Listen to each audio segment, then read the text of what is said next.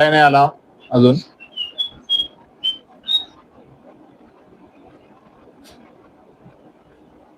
तारखांवर तारखा पडतायत बरोबर. घटस्फोटासाठी तारखांवर तारखा पडत आहेत.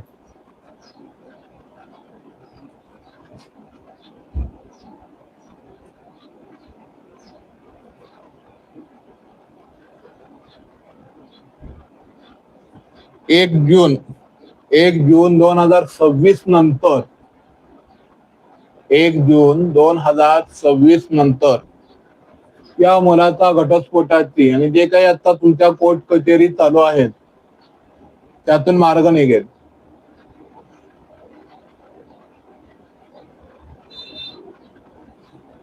गुरुचरित्राचं एखादं पारायण करावं. दत्तात्रयांना दर गुरुवारी डाळ व गूळ अर्पण करावं.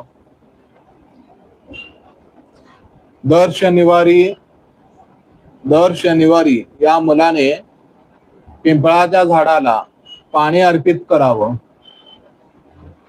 म्हणजे हा प्रॉब्लेम सॉल्व्ह व्हायला लागेल.